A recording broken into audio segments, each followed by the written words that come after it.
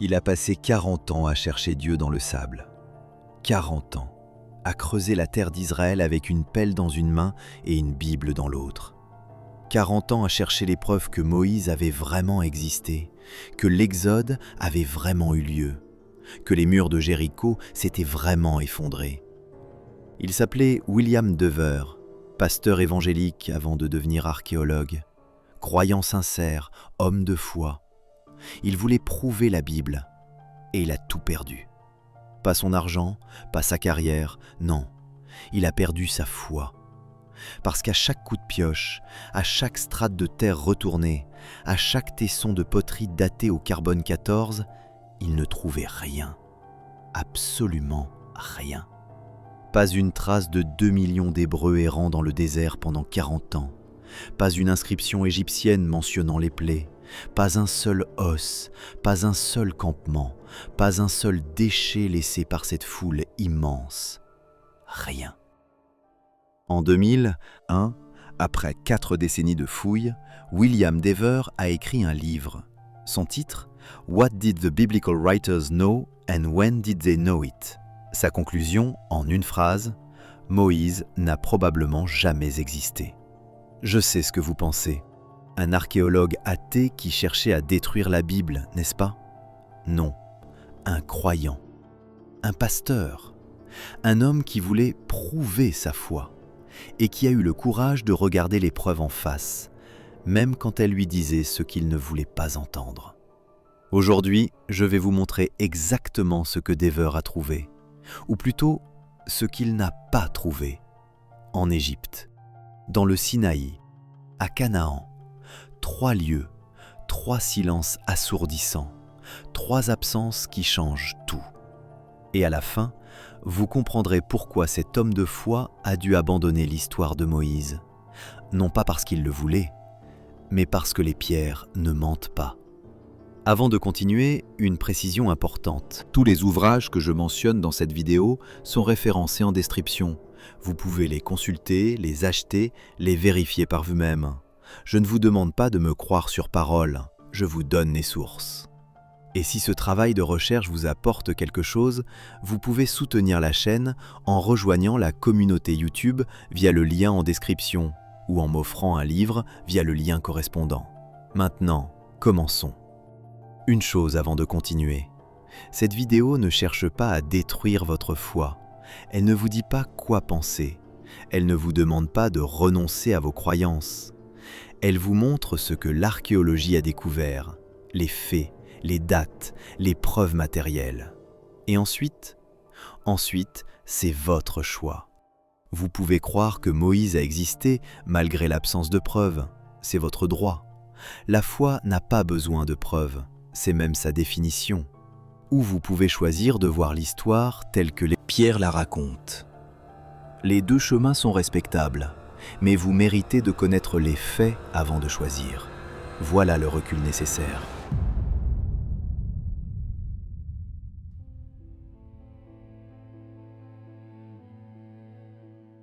Tucson, Arizona, été 1971. La chaleur est suffocante, 42 degrés à l'ombre. L'air vibre au-dessus du sol ocre.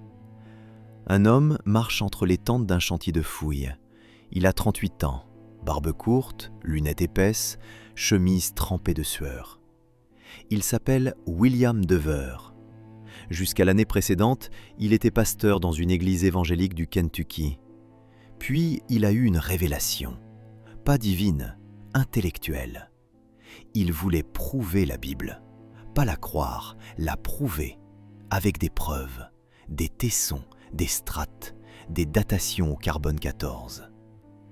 Alors, il a tout quitté. Sa congrégation, son salaire confortable, sa certitude tranquille. Il s'est inscrit à l'université. Il a appris l'hébreu ancien, l'archéologie de terrain, la stratigraphie. Il est devenu l'un des archéologues les plus rigoureux de sa génération. Et maintenant, il dirige des fouilles en Israël. Ce jour-là, à Tucson, il donne une conférence. Devant lui, une centaine d'étudiants. Derrière lui, une carte de la péninsule du Sinaï. Il pose une question simple. Où sont les preuves de l'Exode ? Silence dans la salle. Il pointe la carte. Le delta du Nil, la mer Rouge, le désert du Sinaï, la terre de Canaan.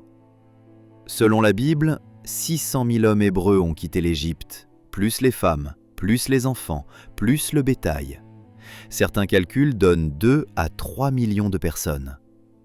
Il marque une pause. Ils ont erré 40 ans dans ce désert, 40 ans, avec des tentes, des animaux, des morts qu'il fallait enterrer, des déchets, des campements. Il se tourne vers les étudiants. Où sont les traces ? Un étudiant lève la main. Peut-être qu'elles n'ont pas survécu. Le désert, l'érosion.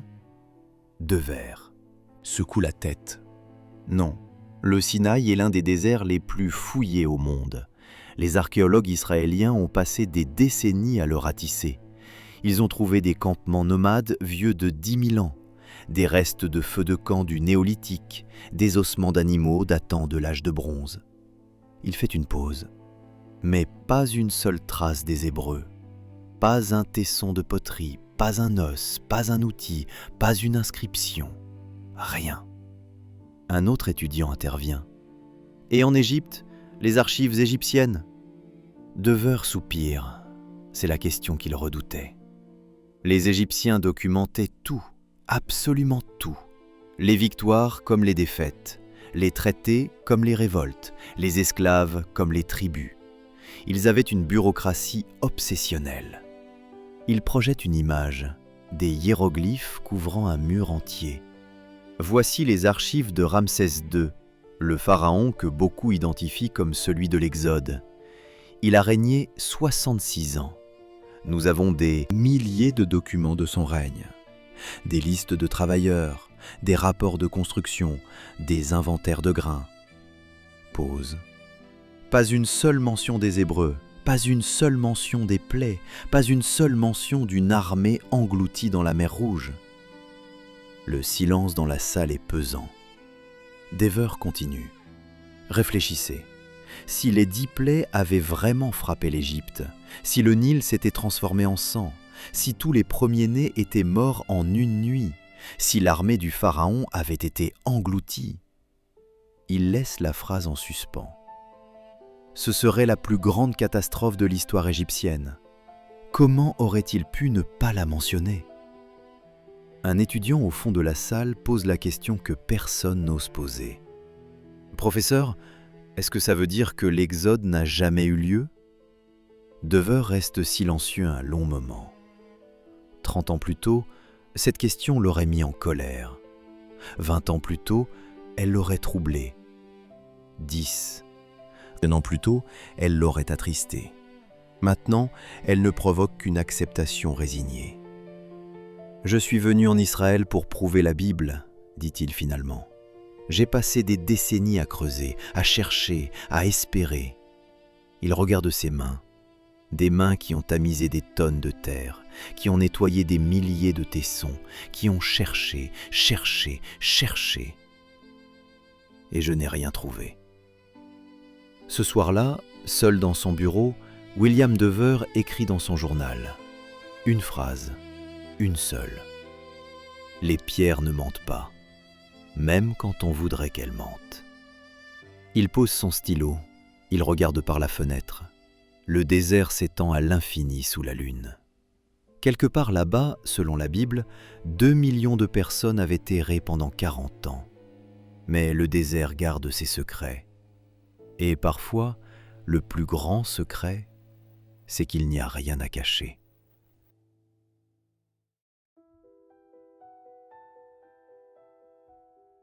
Mais avant d'aller plus loin, il faut que vous compreniez exactement ce que l'archéologie remet en question. Il faut revenir à l'histoire elle-même, celle qu'on vous a racontée. Vous la connaissez, on vous l'a racontée à l'église, à l'école du dimanche, dans les films de Cécile B. 2000, dans les dessins animés de votre enfance, dans les tableaux de Michel-Ange, de Poussin, de Chagall. Cette histoire est partout, dans notre langue, dans nos expressions, dans notre inconscient collectif.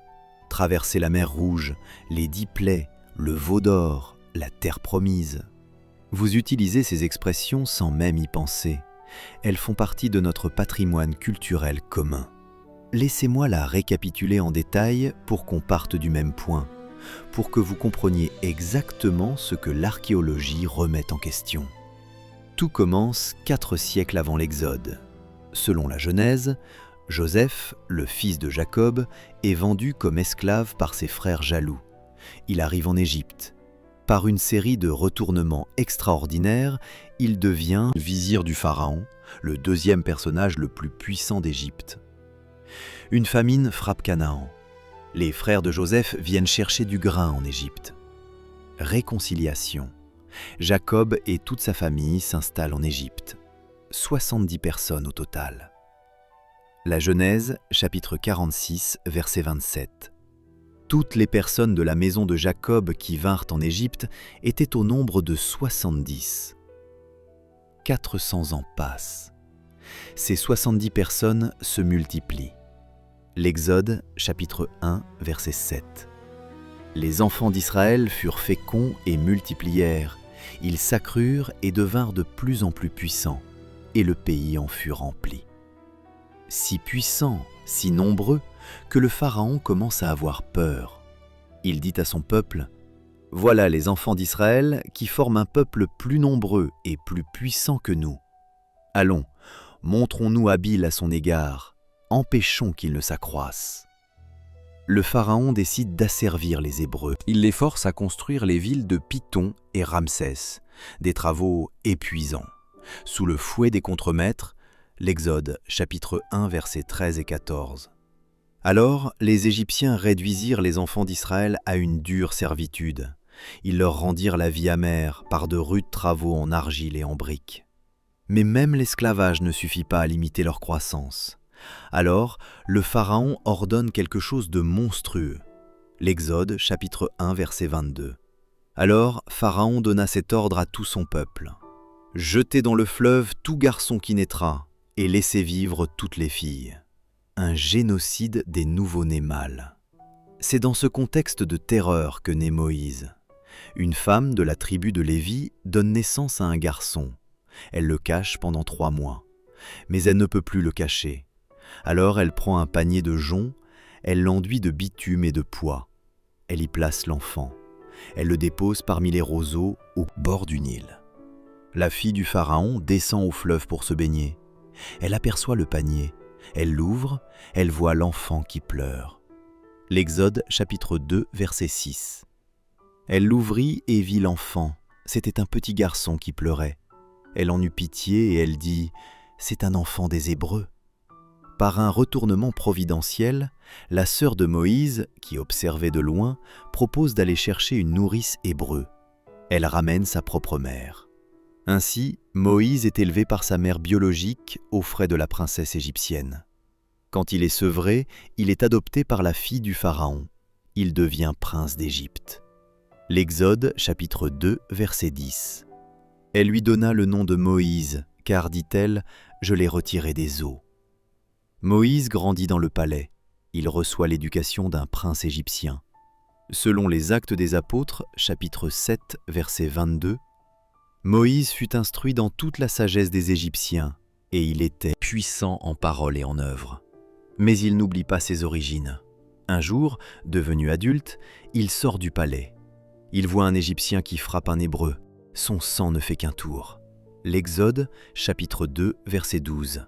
Il regarda de côté et d'autre, et voyant qu'il n'y avait personne, il tua l'Égyptien et le cacha dans le sable. Le lendemain, il intervient dans une dispute entre 2 Hébreux.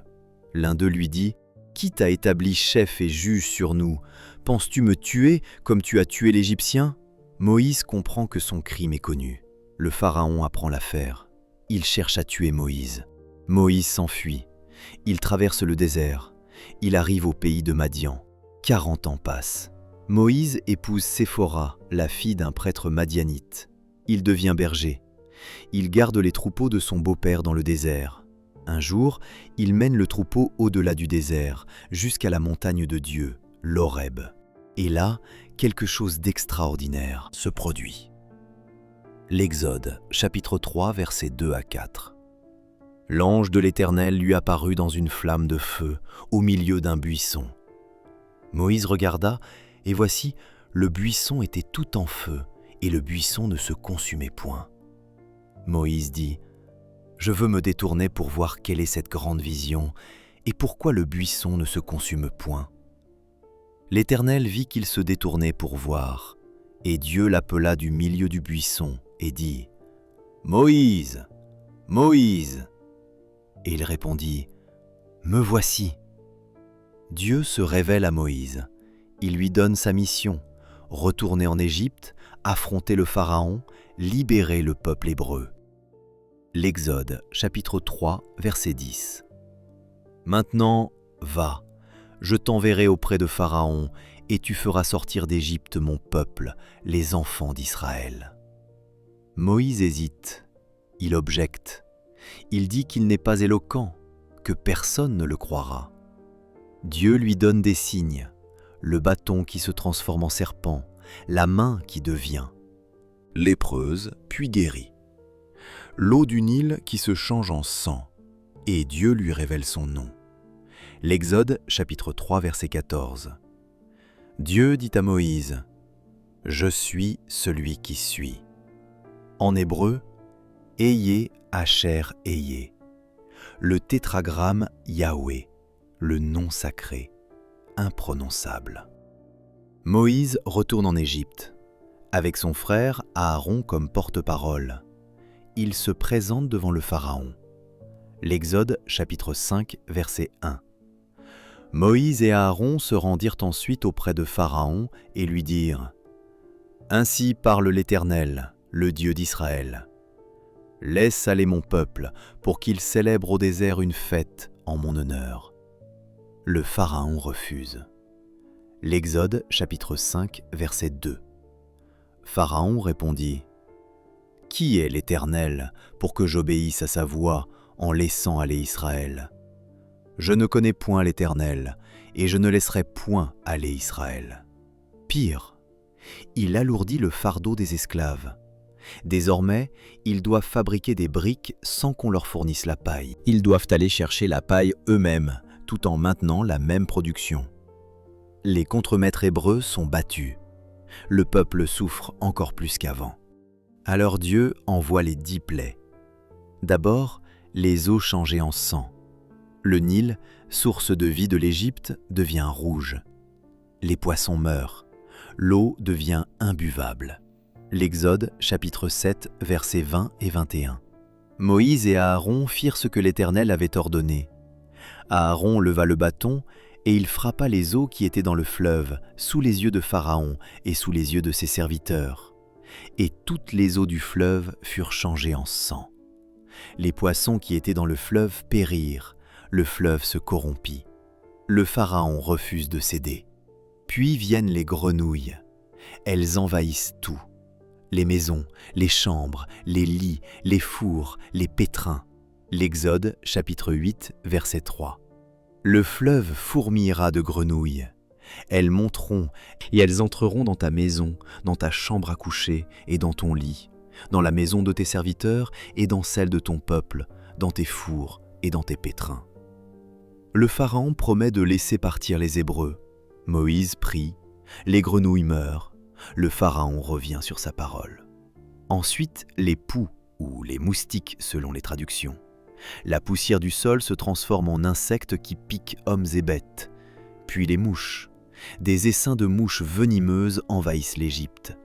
Mais pas le pays de Goshen, où habitent les Hébreux. Puis la peste du bétail. Tous les animaux des Égyptiens meurent. Chevaux, ânes, chameaux, bœufs, brebis. Mais pas un seul animal des Hébreux. Puis les ulcères, des furoncles qui éclatent sur la peau des Égyptiens et de leurs animaux. Puis la grêle, une grêle d'une violence inouïe, mêlée de feu, qui détruit les récoltes, tue les bêtes restées dehors, brise les arbres. L'Exode, chapitre 9, verset 24.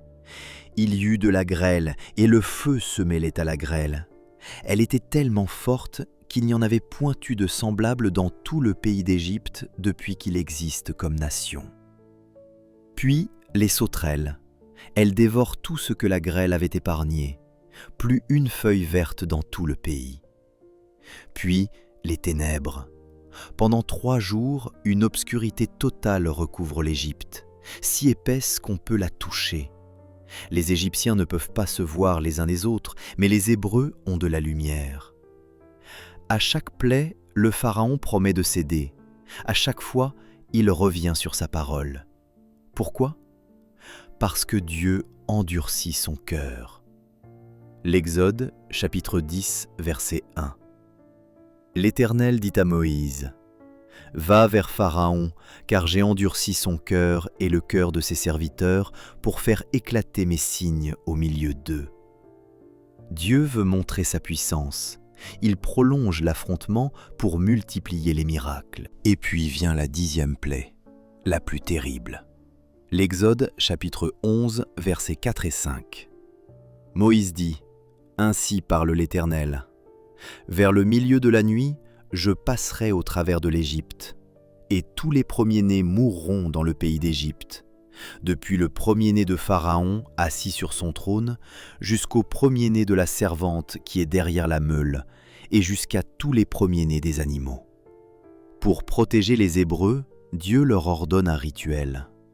Chaque famille doit sacrifier un agneau, prendre son sang, le mettre sur les 2 poteaux et sur le linteau de la porte de la maison. L'Exode, chapitre 12, verset 13. Le sang vous servira de signe sur les maisons où vous serez.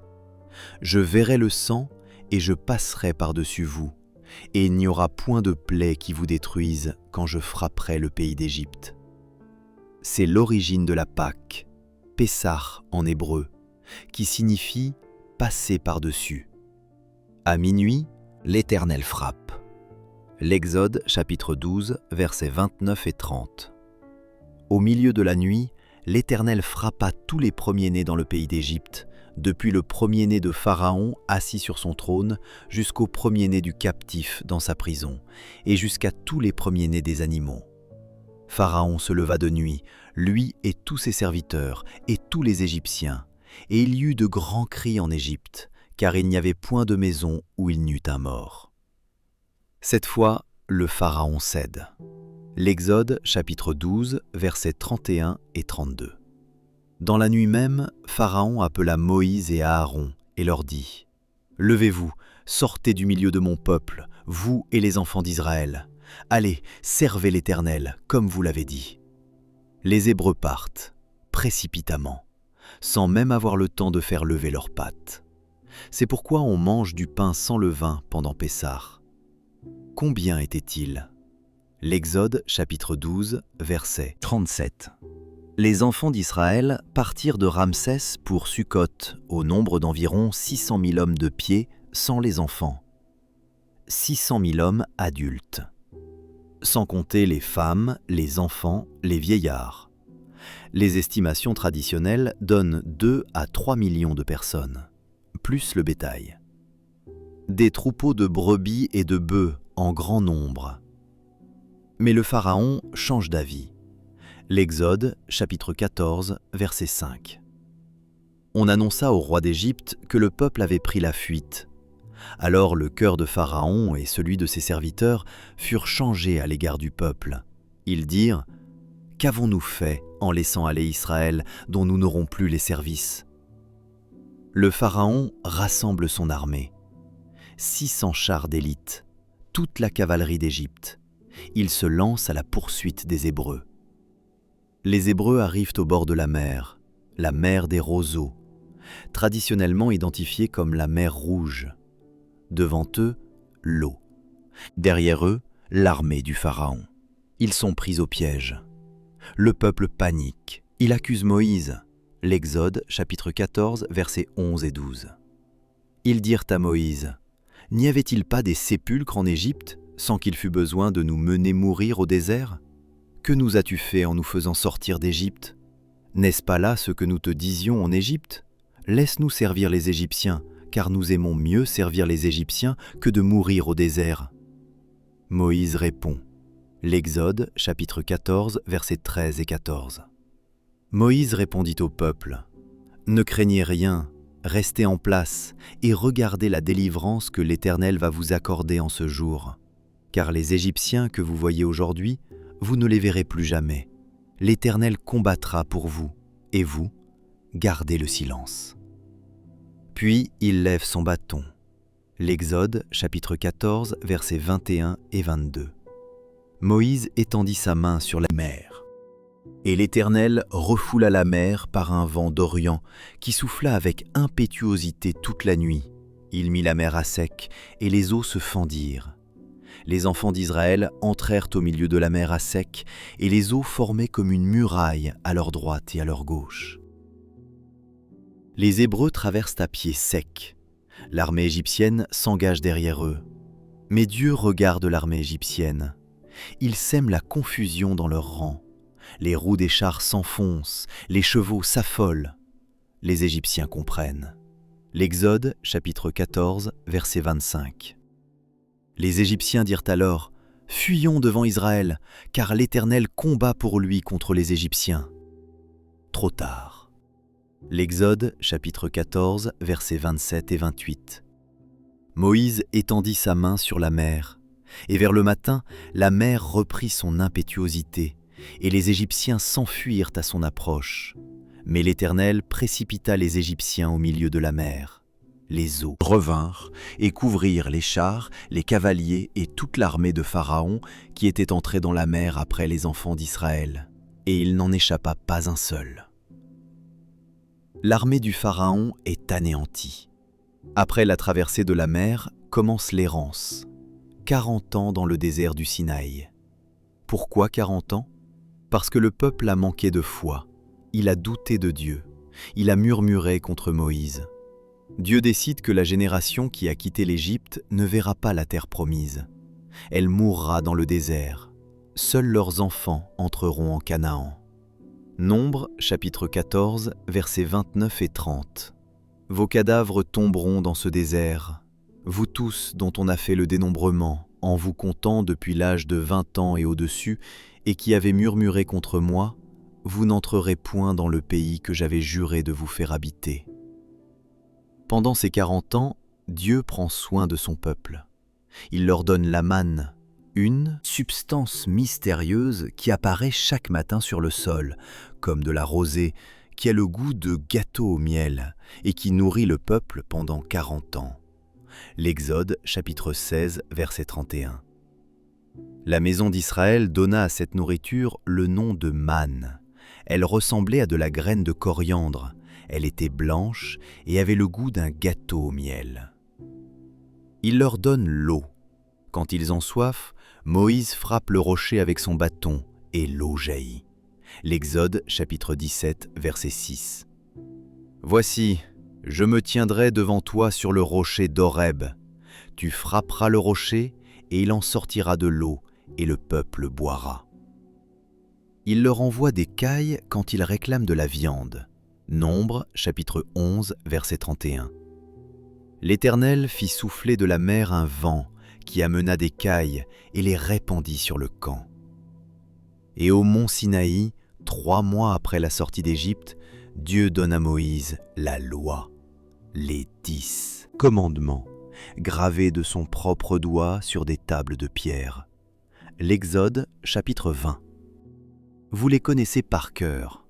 Tu n'auras pas d'autre Dieu devant ma face. Tu ne te feras pas d'image taillée. Tu ne prendras pas le nom de l'Éternel en vain. Souviens-toi du jour du sabbat. Honore ton père et ta mère. Tu ne tueras point. Tu ne commettras point d'adultère. Tu ne déroberas point. Tu ne porteras point de faux témoignages. Tu ne convoiteras point. Plus les 613 commandements du reste de la Torah. Les lois sur les sacrifices, sur la pureté, sur l'alimentation, sur les fêtes, sur les relations sociales, sur la justice. Tout le cadre juridique et religieux du peuple d'Israël, donné par Dieu lui-même à Moïse sur la montagne sacrée. Finalement, après 40 ans, les Hébreux arrivent aux portes de Canaan. Moïse meurt sur le mont Nebo, après avoir contemplé la terre promise de loin. Il ne peut pas y entrer. Lui aussi péché contre Dieu. Deutéronome, chapitre 34, versets 4 et 5. L'Éternel lui dit : « C'est là le pays que j'ai juré de donner à Abraham, à Isaac et à Jacob, en disant : Je le donnerai à ta postérité. Je te l'ai fait voir de tes yeux, mais tu n'y entreras point. » Moïse, serviteur de l'Éternel, mourut là, dans le pays de Moab. Josué prend la relève. Il conduit le peuple à travers le Jourdain. Le fleuve s'arrête de couler pour les laisser passer. Un nouveau miracle, comme la mer Rouge. Puis commence la conquête. Jéricho, la première ville. Les Hébreux en font le tour pendant 7 jours. Le 7e jour, ils sonnent des trompettes. Les murailles s'effondrent. Josué, chapitre 6, verset 20. Le peuple poussa des cris, et les sacrificateurs sonnèrent des trompettes. Lorsque le peuple entendit le son de la trompette, il poussa de grands cris, et la muraille s'écroula. La ville est détruite, ses habitants massacrés. Tout ce qui était dans la ville fut dévoué par interdit et passé au fil de l'épée. Puis Haï, puis Hazor, puis Lachish, puis Hébron, puis Débir. Ville après ville, les Hébreux conquièrent Canaan. Josué, chapitre 11, verset 23. Josué s'empara donc de tout le pays, selon tout ce que l'Éternel avait dit à Moïse. Et Josué le donna en héritage à Israël, à chacun sa portion d'après leur tribu. La terre est partagée entre les 12 tribus. Chacune reçoit son territoire. La promesse faite à Abraham est accomplie. Voilà l'histoire, le récit fondateur du peuple juif, le socle du christianisme, une référence dans l'islam. 3 milliards de personnes sur cette planète considèrent cette histoire comme vraie, historiquement vraie, littéralement vraie. Et je comprends pourquoi. C'est une histoire magnifique, une épopée, un film à grand spectacle. Un peuple opprimé qui se libère, un leader charismatique qui affronte le tyran. Des miracles qui défient les lois de la nature, une alliance avec le créateur de l'univers, une terre promise où coule le lait et le miel. Cette histoire a du pouvoir, un pouvoir immense. Elle a donné de l'espoir à des millions d'esclaves, de prisonniers, d'opprimés à travers les siècles. Les esclaves américains chantaient des spirituals sur Moïse et la terre promise. « Go down, Moses, way down in Egypt land. Tell old Pharaoh, let my people go. » Les Noirs sud-africains sous l'apartheid s'identifiaient aux Hébreux sous le joug égyptien. Martin Luther King, la veille de son assassinat, a invoqué Moïse dans son dernier discours. « I've been to the mountain top, and I've seen the promised land. » Cette histoire dit quelque chose de profond sur la condition humaine, que l'oppression n'est pas éternelle, que les tyrans tombent, que la liberté est possible, que Dieu, ou l'histoire, ou la justice, est du côté des opprimés. Mais voici la question que William Dever a osé poser. La question que très peu de gens osent poser. Cette histoire est-elle vraie ? Pas symboliquement vraie, pas spirituellement vraie, pas vraie dans un sens métaphorique, historiquement vraie, factuellement vraie. Est-ce que ces événements ont réellement eu lieu ? Est-ce que Moïse a réellement existé ? Est-ce que 2 millions de personnes ont réellement traversé la mer Rouge ? Est-ce que les murailles de Jéricho se sont réellement effondrées au son des trompettes ? C'est là que les problèmes commencent. Israel Finkelstein est peut-être l'archéologue le plus respecté d'Israël. Directeur de l'Institut d'archéologie de l'Université de Tel Aviv pendant plus de 20 ans, membre de l'Académie nationale des sciences d'Israël, auteur de centaines d'articles scientifiques publiés dans les revues les plus prestigieuses, récipiendaire du prix Dan David en 2005 pour ses contributions exceptionnelles à l'archéologie. Ce n'est pas un amateur, ce n'est pas un idéologue anti-religieux venu de l'extérieur. C'est un scientifique israélien, né en Israël, qui a consacré sa vie entière à l'étude de son propre patrimoine. Il a fouillé des dizaines de sites en Israël, Médido, Shilo, Hazor, les collines centrales, le Negev. Il connaît chaque tesson, chaque mur, chaque strate. En 2001, il a publié un livre avec Neil Asher Silberman, un historien américain spécialiste du Proche-Orient ancien. Un livre qui a fait l'effet d'une bombe dans le monde académique. Son titre, La Bible dévoilée, The Bible Unearthed en anglais. Son sous-titre, Les nouvelles révélations de l'archéologie. Sa question centrale, posée avec une rigueur scientifique implacable. Les récits bibliques correspondent-ils aux preuves archéologiques? La réponse, après des décennies de fouilles systématiques, est dévastatrice. Non, ils ne correspondent pas, pas du tout. Finkelstein pose une question simple, une question qu'un enfant de 10 ans pourrait poser, une question tellement évidente qu'on se demande pourquoi personne ne l'a posée plus tôt. Si 2 à 3 millions de personnes ont erré dans le désert du Sinaï pendant 40 ans, où sont les traces? Pensez-y un instant. Vraiment, arrêtez-vous, faites le calcul. 2 à 3 millions de personnes. Le chiffre vient de la Bible elle-même. L'Exode, chapitre 12, verset 37, parle de 600 000 hommes à pied sans compter les enfants. Ajoutez les femmes, au moins 600 000. Les enfants, probablement plus d'1 million. Les vieillards, le ramassis de gens qui les a suivis, le bétail.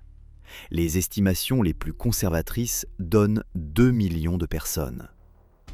Pour vous donner une idée de ce que cela représente, c'est l'équivalent de la population actuelle de Paris intramuros, imaginez toute la population de Paris qui se déplace dans un désert pendant 40 ans. Ces gens devaient manger 3 fois par jour pendant 40 ans. Cela fait 43 800 repas par personne, multiplié par 2 millions, 87 milliards 600 millions de repas. Ils devaient boire, dans un désert, au moins 3 litres d'eau par jour par personne dans ce climat. 6 millions de litres d'eau par jour, 2 milliards de litres par an, 80 milliards de litres sur 40 ans. Ils devaient dormir, se vêtir, se chausser, enterrer leurs morts, soigner leurs malades, fabriquer des outils, cuire leurs aliments. Où sont les traces? Où sont les campements? Où sont les tombes? Où sont les déchets?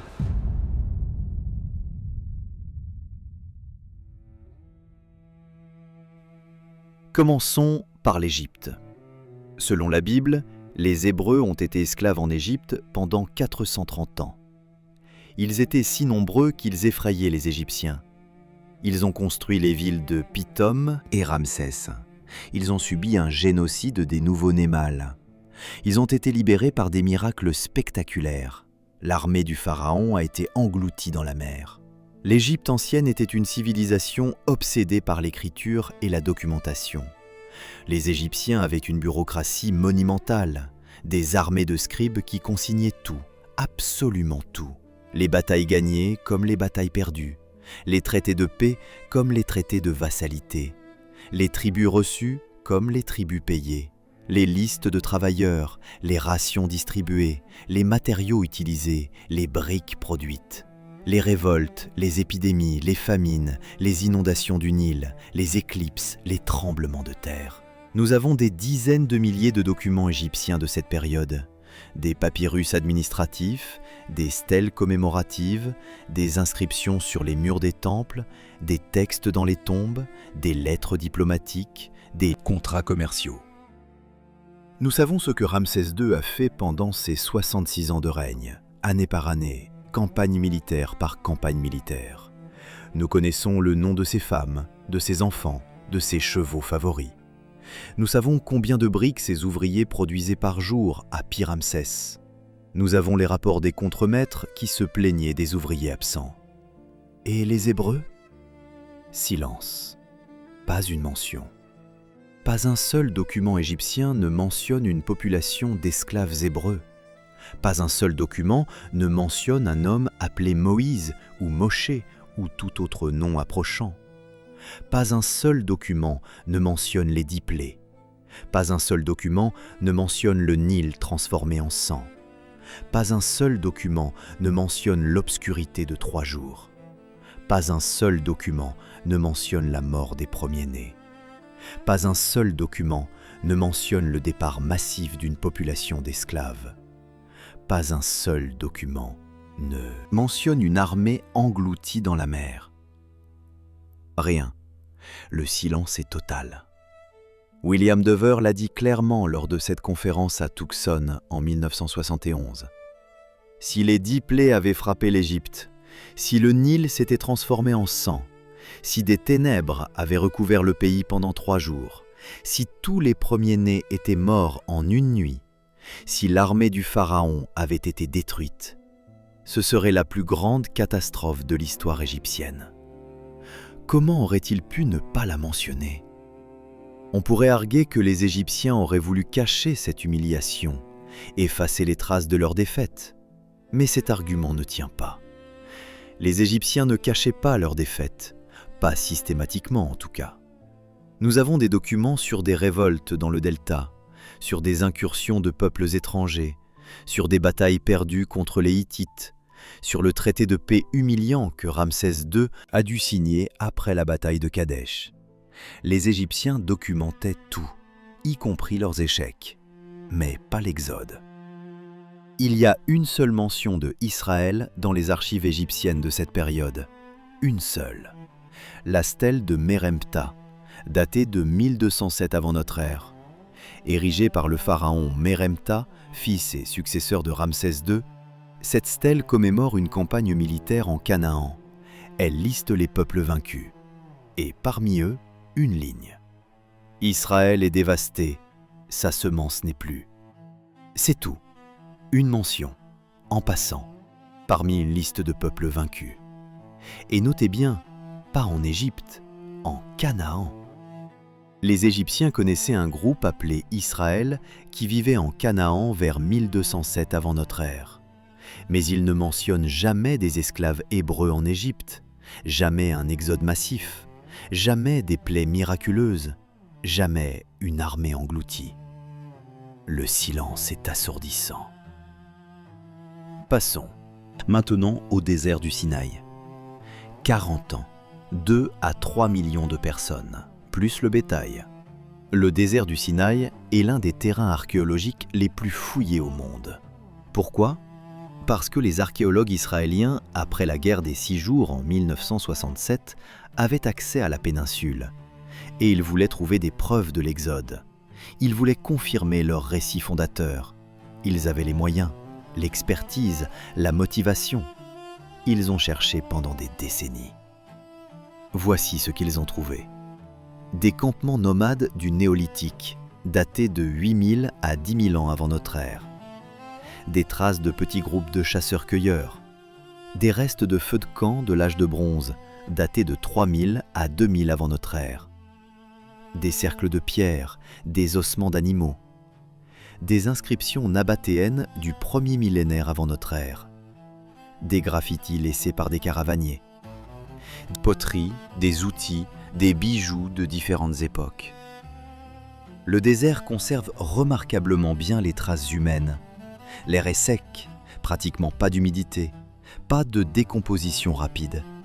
La végétation est rare, pas de racines qui perturbent les couches archéologiques. L'érosion hydrique est minimale, pas de pluie torrentielle qui emporte tout. Les archéologues ont trouvé des traces de campements vieux de 10 000 ans, des os, des cendres, des outils en silex. Et les Hébreux de l'Exode ? Rien. Pas un campement, pas une tombe, pas un tesson de poterie, pas un os, pas un outil, pas une inscription. Rien. Zéro. Le vide absolu. Finkelstein écrit dans La Bible dévoilée : l'archéologie du Sinaï n'a révélé aucune trace d'une présence massive au bronze récent, l'époque supposée de l'Exode, vers 1250 avant notre ère. pas même les traces d'un petit groupe de nomades. Le silence archéologique est total, sans équivoque. Certains diront « mais ils étaient nomades, les nomades ne laissent pas de traces ». Faux. Les archéologues ont trouvé des traces de petits groupes nomades dans le Sinaï, des groupes de quelques dizaines de personnes, des campements temporaires, des feux, des ossements d'animaux mangés, des outils abandonnés. Le Sinaï a été parcouru par des nomades pendant des millénaires, et ils ont tous laissé des traces. Mais 2 à 3 millions de personnes? Impossible qu'ils ne laissent aucune trace. C'est statistiquement, physiquement, archéologiquement impossible. Faisons un calcul simple. Si 2 millions de personnes ont erré dans le désert pendant 40 ans, combien sont mortes? La génération qui a quitté l'Égypte devait mourir avant d'entrer en Canaan. C'est ce que dit la Bible elle-même, tous les adultes de plus de 20 ans. Ça fait au minimum 600 000 hommes adultes, plus les femmes de la même génération, plus les enfants morts en bas âge, la mortalité infantile était énorme dans l'Antiquité, plus les vieillards. Disons conservativement 1 million de morts sur 40 ans, probablement plus. Où sont les tombes? 1 million de corps enterrés dans le désert du Sinaï. Les Hébreux de la Bible enterraient leurs morts. C'était une obligation religieuse. Jacob a été embaumé et enterré. Joseph a été embaumé et ses os ont été emportés d'Égypte. 1 million de tombes dans le désert. Pas une seule n'a été trouvée. Où sont les déchets? 2 millions de personnes pendant 40 ans. Les poteries cassées, et dans l'Antiquité, on cassait beaucoup de poteries. Les outils usés, les sandales déchirées, les vêtements en lambeaux, les os d'animaux après les repas, et ils avaient du bétail, des troupeaux en grand nombre. Des montagnes de déchets, pas un tesson. Où sont les traces des campements? 2 millions de personnes qui s'arrêtent quelque part, même pour une nuit, ça laisse des traces. Des cercles de pierre pour délimiter les tentes, des foyers pour cuire les aliments, des latrines, des enclos pour le bétail. Rien. Eliezer Oren, archéologue de l'université Ben Gurion du Negev, a dirigé des fouilles intensives dans le nord du Sinaï pendant plus de 10 ans. Il a fouillé systématiquement, quadrillé la région, utilisé les techniques les plus modernes. Sa conclusion, publiée dans les années 90, « Nous avons fouillé systématiquement la région que les Israélites auraient traversée selon l'itinéraire biblique.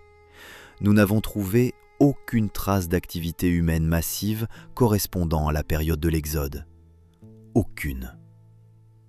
Le désert garde ses secrets.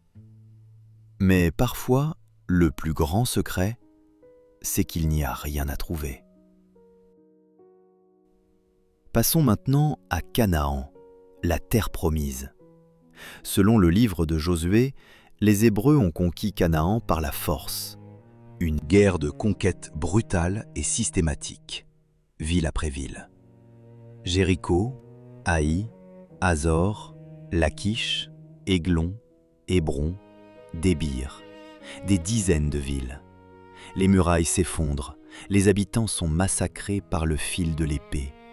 Hommes, femmes, enfants, bétail, tout est détruit, tout est brûlé. C'est ce que la Bible appelle le hérem, l'interdit, la destruction totale consacrée à Dieu. Voici ce que l'archéologie révèle. Jéricho. Les fouilles ont commencé au XIXe siècle. Elles ont été reprises et affinées au XXe siècle, notamment par l'archéologue britannique Kathleen Kenyon dans les années 50.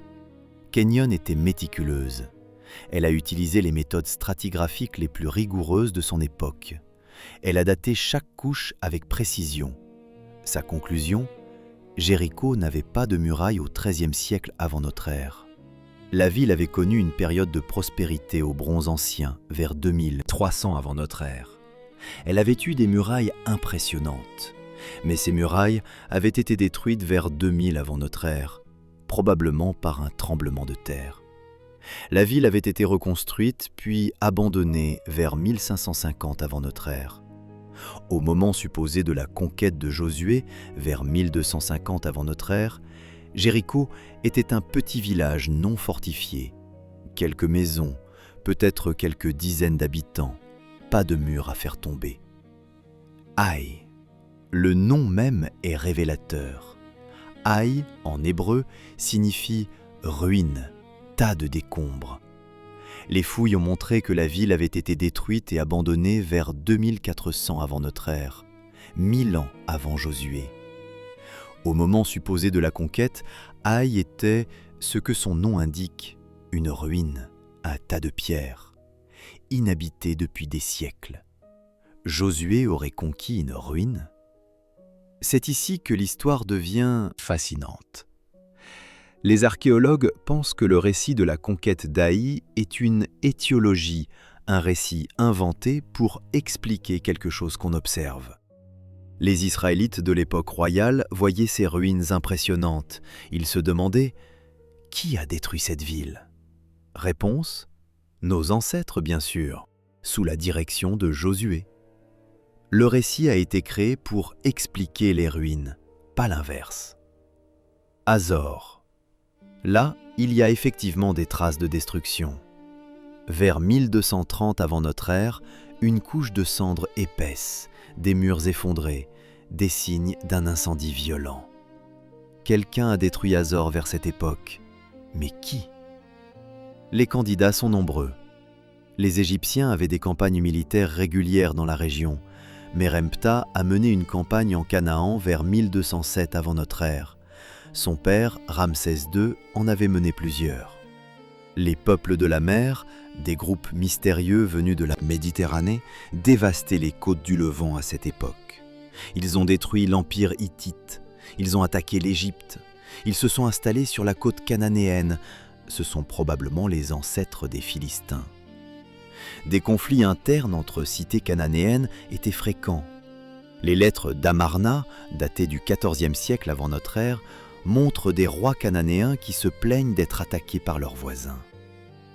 Rien ne permet d'attribuer la destruction de Hazor aux Hébreux plutôt qu'à d'autres. La couche de cendres ne porte pas d'étiquette.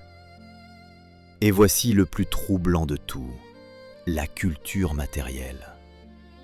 Quand un peuple en conquiert un autre, on voit un changement dans la culture matérielle. C'est une loi quasi universelle en archéologie. Les envahisseurs apportent leur poterie, leurs styles architecturaux, leurs pratiques funéraires, leurs armes, leurs outils, leurs bijoux. Les archéologues peuvent identifier une invasion par ces changements brusques dans le registre archéologique. Les Romains conquièrent la Gaule. On voit apparaître des amphores romaines, des tuiles romaines, des monnaies romaines. Les Mongols conquièrent la Chine. On voit des changements dans les styles céramiques, dans l'architecture, dans les pratiques funéraires. En Canaan, au XIIIe et XIIe siècle avant notre ère, pas de rupture culturelle. La poterie reste la même, les mêmes formes, les mêmes techniques de fabrication, les mêmes motifs décoratifs. L'architecture reste la même, les mêmes types de maisons, les mêmes techniques de construction. Les pratiques funéraires restent les mêmes types de tombes, les mêmes offrandes. Ce qu'on voit, c'est une continuité, une évolution progressive, pas une conquête brutale. Si 2 millions de personnes venues d'Égypte avaient envahi Canaan, on verrait des changements massifs dans la culture matérielle. On verrait des poteries égyptiennes, des styles architecturaux égyptiens, des pratiques funéraires égyptiennes. On ne voit rien de tout cela. Finkelstein propose une autre explication, une explication qui a révolutionné l'archéologie biblique. Les Israélites n'étaient pas des envahisseurs venus d'Égypte, ils étaient des Cananéens.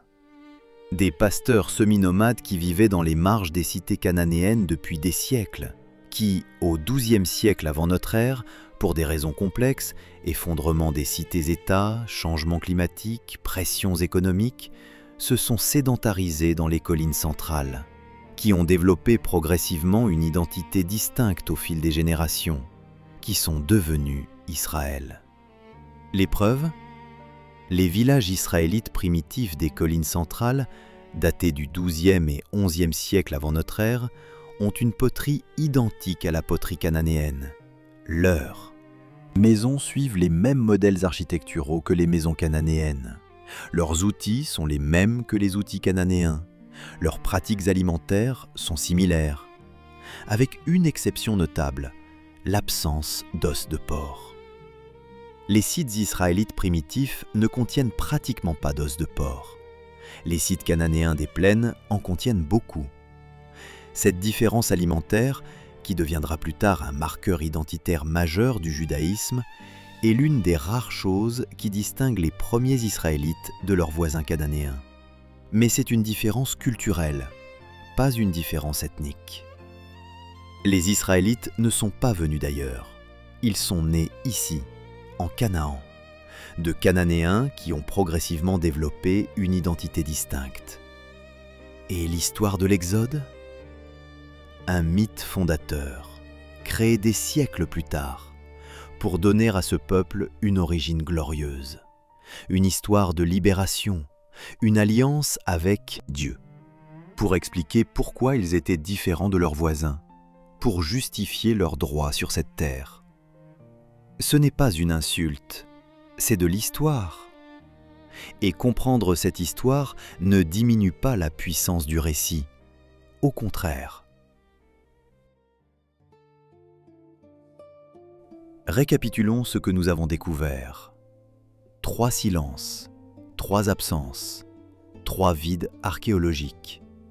L'Égypte ne mentionne jamais les Hébreux esclaves, ni les plaies, ni l'Exode. Le Sinaï ne contient aucune trace de 2 millions de personnes errant pendant 40 ans. Canaan ne montre aucune conquête brutale, mais une continuité culturelle avec les populations locales. Face à ces absences, 2 possibilités. Soit Dieu a miraculeusement effacé toutes les traces, chaque os, chaque tesson, chaque inscription pour tester notre foi, soit l'Exode tel que décrit dans la Bible n'a jamais eu lieu. William Dever, après 40 ans de fouilles, a choisi la 2e option. Pas par athéisme, pas par hostilité envers la religion, par honnêteté intellectuelle, parce que les pierres ne mentent pas. Mais alors, une question surgit. Si l'Exode n'a pas eu lieu, si Moïse n'a pas existé tel que décrit, qui a inventé cette histoire ? Et pourquoi ? Pour répondre à cette question, il faut voyager dans le temps. Pas vers l'Égypte de Ramsès II, vers un autre lieu, une autre époque.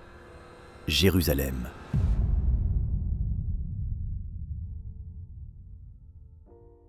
« 7e siècle avant notre ère. 622 avant notre ère. Règne du roi Josias. Josias a 8 ans quand il monte sur le trône de Juda. Son père, Amon, a été assassiné par ses propres serviteurs. Son grand-père, Manassé, avait régné 55 ans en adorant des dieux étrangers. Le royaume est en crise, spirituellement, politiquement, économiquement.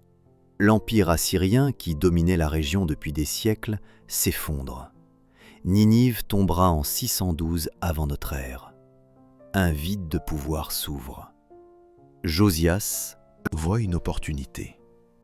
Et puis, quelque chose d'extraordinaire se produit. 2e livre des Rois, chapitre 22, verset 8. Alors, le grand prêtre Hilkija dit à Shaphan, le secrétaire, « J'ai trouvé le livre de la loi dans la maison de l'Éternel. » Un livre trouvé dans le temple. Un livre que personne n'avait jamais vu auparavant. Le livre de la loi. Quand Josias entend les paroles de ce livre, il déchire ses vêtements, il pleure, il se lamente, parce que ce livre contient des lois que le peuple de Juda n'a jamais suivies, des commandements qu'ils ont ignorés pendant des générations, des malédictions terrifiantes pour ceux qui désobéissent. Josias lance immédiatement une réforme religieuse massive. Il détruit tous les autels des dieux étrangers. Il brûle les objets de culte de Baal et d'Ashéra. Il profane les hauts lieux où l'on adorait d'autres divinités. il centralise tout le culte à Jérusalem, au temple. Un seul Dieu, un seul temple, un seul roi. Quel était ce livre de la loi? Les biblistes s'accordent aujourd'hui pour dire qu'il s'agissait d'une version primitive du Deutéronome, le 5e livre de la Torah, le livre qui contient les discours de Moïse avant sa mort, le livre qui répète et développe les 10 commandements. Mais voici la question que les chercheurs modernes ont osé poser. Ce livre a-t-il vraiment été trouvé ou a-t-il été écrit? Richard Elliott Friedman, professeur à l'Université de Géorgie et l'un des plus grands spécialistes de la composition de la Bible, a étudié cette question pendant des décennies. Sa conclusion, partagée par de nombreux biblistes, le livre de la loi n'a pas été découvert, il a été composé, probablement par les prêtres du temple de Jérusalem eux-mêmes, peut-être par Hilkija, le grand prêtre qui l'a trouvé. Pourquoi aurait-il fait cela? Pour comprendre, il faut saisir le contexte politique. Josias voulait unifier son royaume, centraliser le pouvoir, éliminer les cultes rivaux, établir Jérusalem comme seul centre religieux légitime. Pour cela, il avait besoin d'une autorité supérieure, quelque chose d'indiscutable, quelque chose de divin.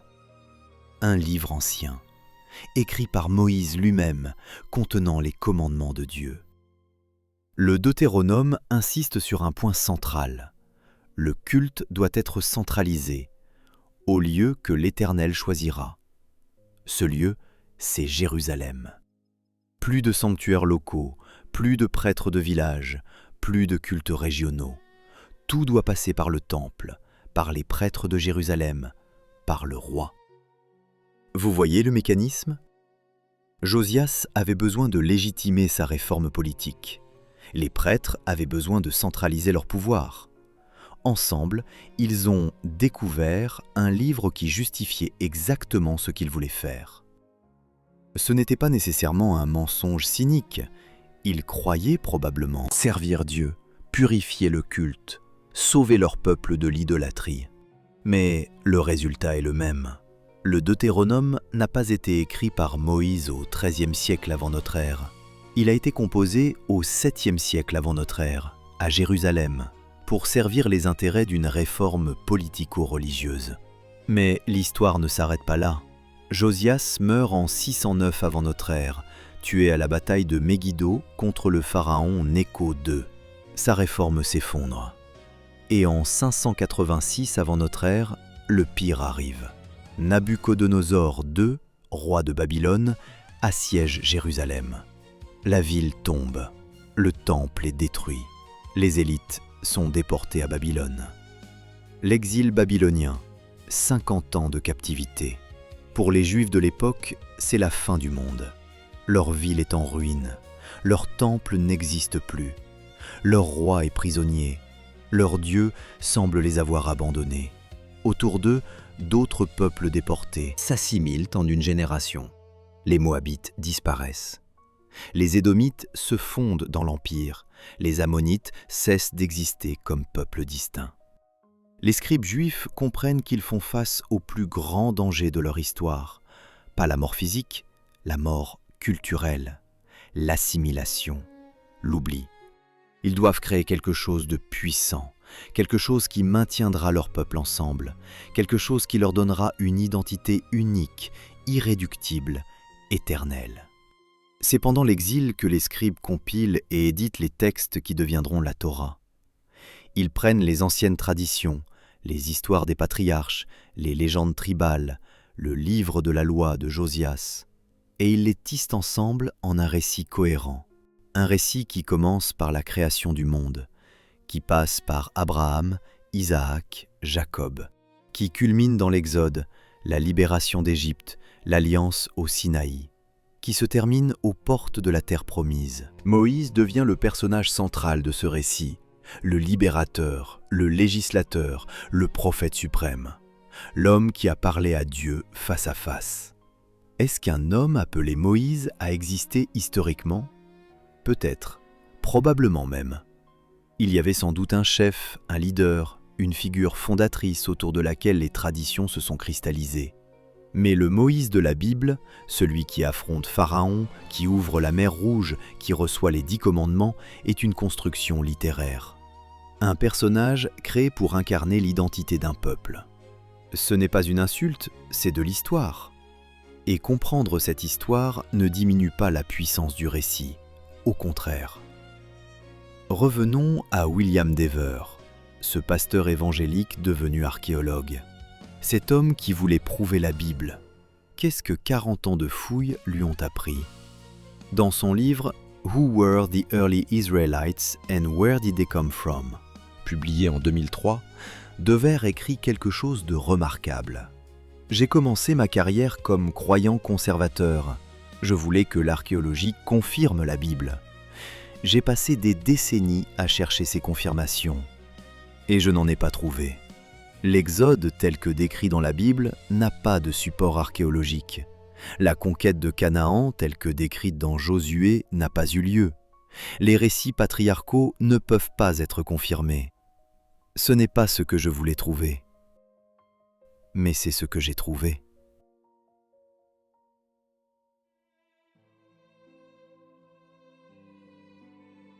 Dever décrit le processus douloureux de perdre sa foi.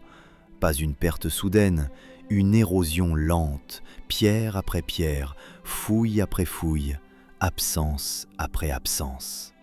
Chaque site qui ne révélait rien, chaque strate qui restait muette, chaque espoir qui s'effondrait. « Il y a eu des nuits où je ne pouvais pas dormir », écrit-il.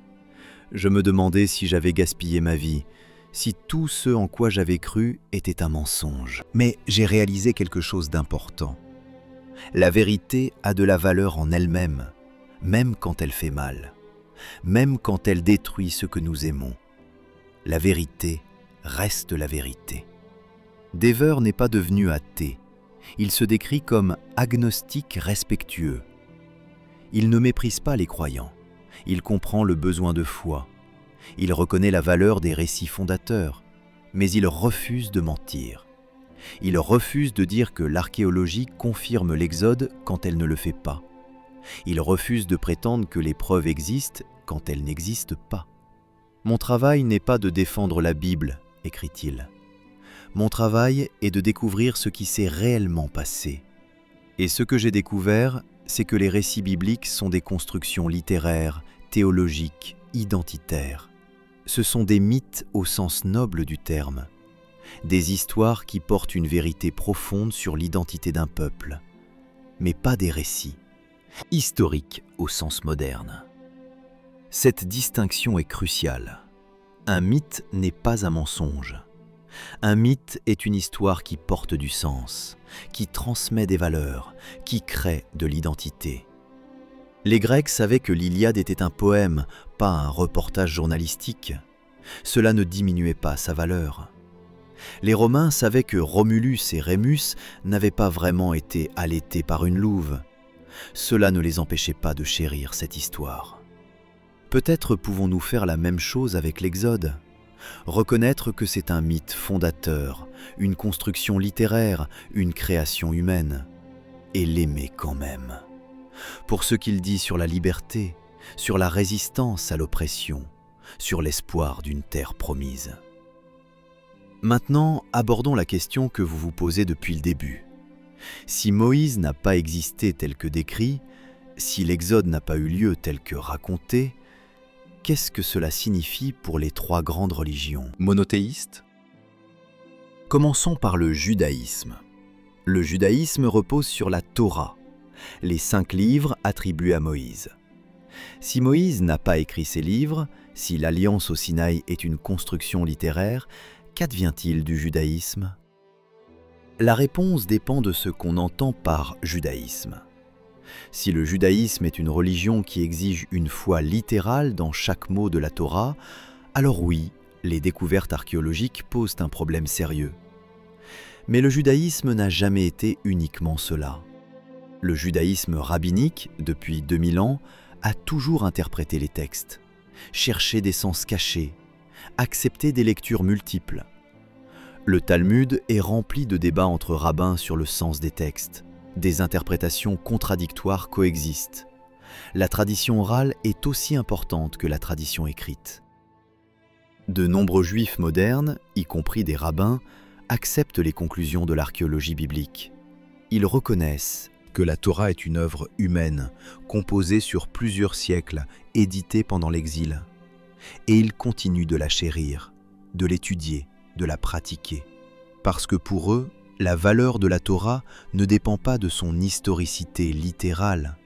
Elle réside dans sa sagesse, dans ses enseignements éthiques, dans sa capacité à créer une communauté. Le rabbin Abraham Joshua Heschel, l'un des plus grands penseurs juifs du XXe siècle, écrivait « La Bible n'est pas un livre sur Dieu, c'est un livre sur l'humanité cherchant Dieu. » Cette perspective permet d'honorer le texte sans exiger qu'il soit historiquement exact. Et le christianisme ? Le christianisme hérite de la Torah et y ajoute le Nouveau Testament. Jésus lui-même fait référence à Moïse. Les évangiles citent l'Exode. Paul parle du rocher spirituel qui suivait les Hébreux dans le désert.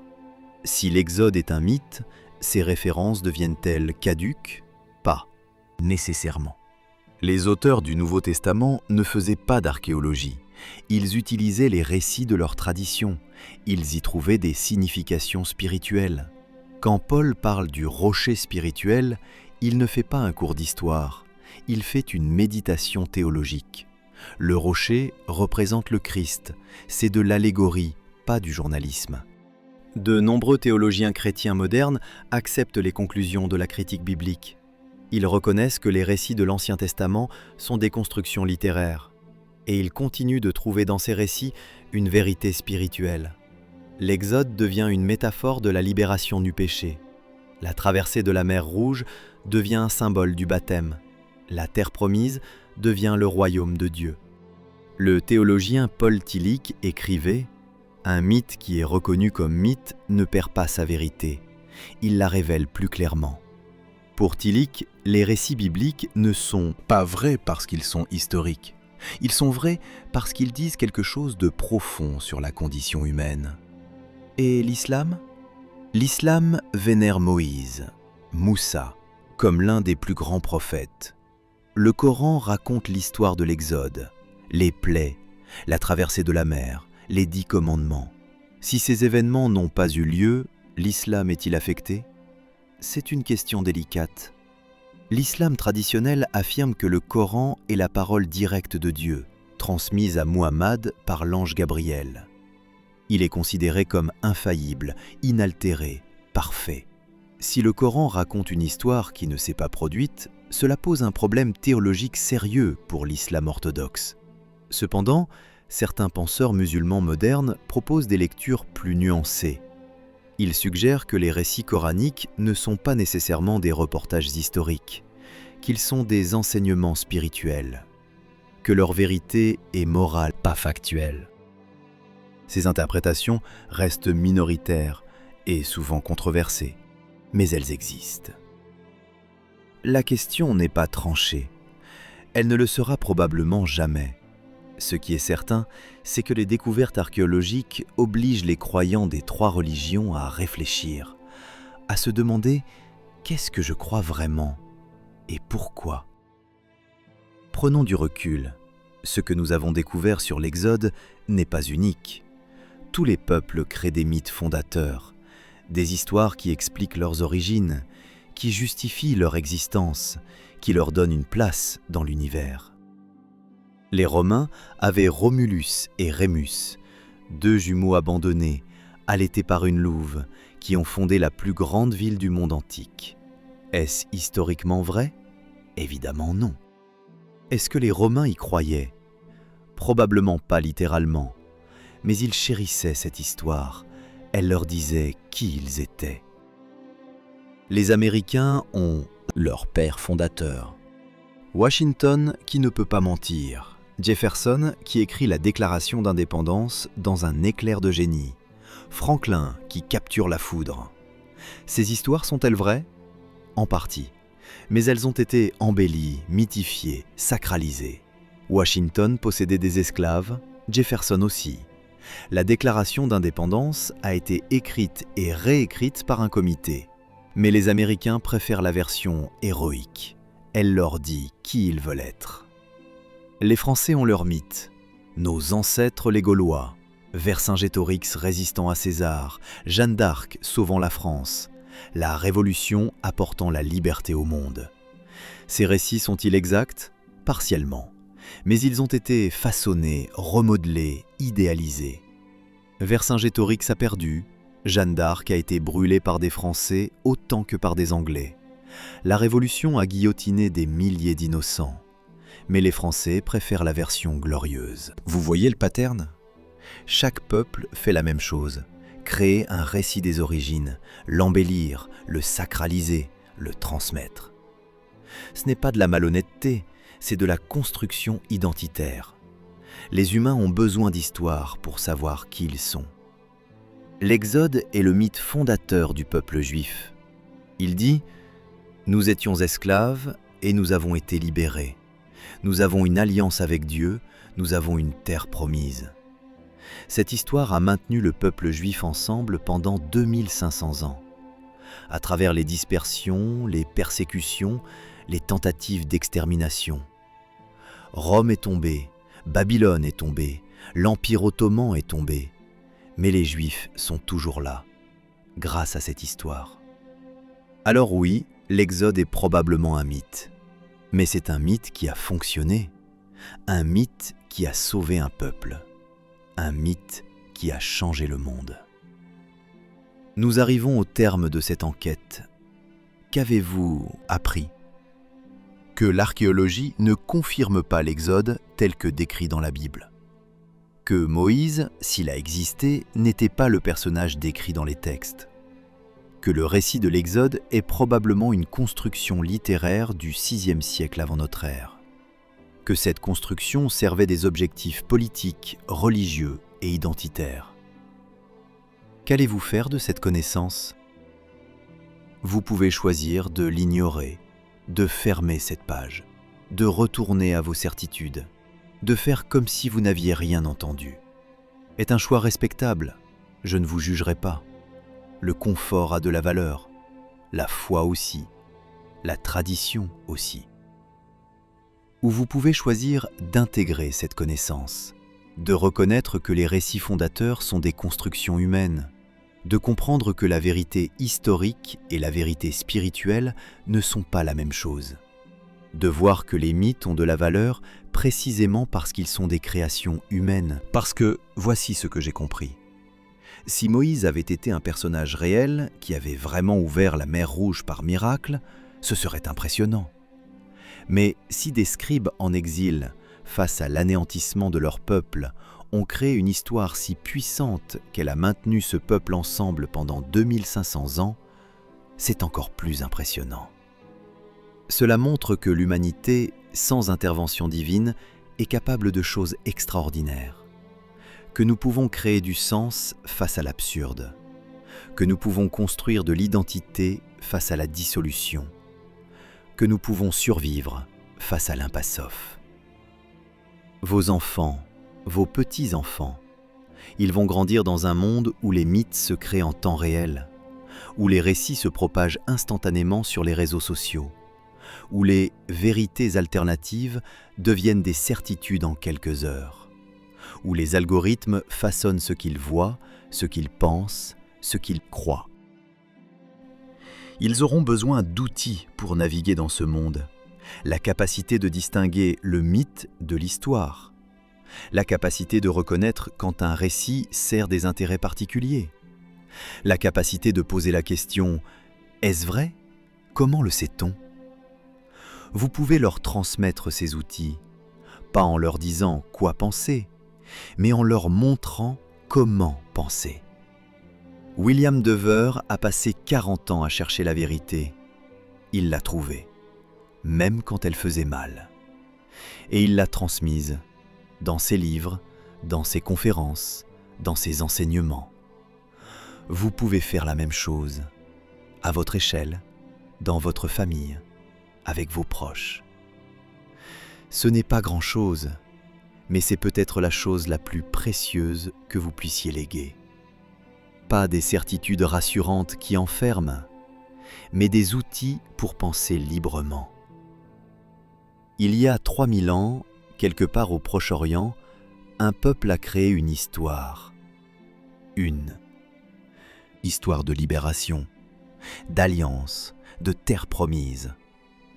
Cette histoire n'était probablement pas vraie au sens historique, mais elle a changé le monde. Elle a donné naissance au judaïsme, au christianisme, à l'islam. Elle a façonné la civilisation occidentale. Elle a inspiré des révolutions, des mouvements de libération, des luttes pour la dignité humaine. William Dever, le pasteur devenu archéologue, a passé sa vie à chercher les traces de cette histoire. Il n'a rien trouvé. Et dans ce rien, il a trouvé quelque chose de plus profond. La preuve que l'humanité, face au vide, crée du sens. Que nous, créatures fragiles et éphémères, sommes capables de bâtir des cathédrales de mots qui traversent les millénaires. Moïse n'a peut-être jamais existé tel que décrit, mais l'idée de Moïse, le libérateur, le législateur, le prophète, cette idée existe. Elle vit dans l'esprit de milliards de personnes. Elle inspire encore aujourd'hui ceux qui luttent contre l'oppression. Alors voici la question que je vous laisse, la question avec laquelle je veux que vous restiez, la question que vous pourrez méditer dans les jours, les semaines, les années qui viennent. Si nous savons qu'un récit est un mythe, une construction humaine, pas une vérité historique, ce récit perd-il sa capacité à nous transformer? Ou au contraire, le fait de savoir qu'il vient de nous, de notre créativité, de notre besoin de sens, le rend-il plus précieux encore? La vérité ne descend pas d'en haut, elle se construit ici-bas, par des humains fragiles, imparfaits, mortels, qui refusent de disparaître sans laisser de traces, qui créent des histoires pour dire « nous étions là, nous avons vécu, nous avons cherché ». Et cette recherche, peut-être, est la seule chose sacrée.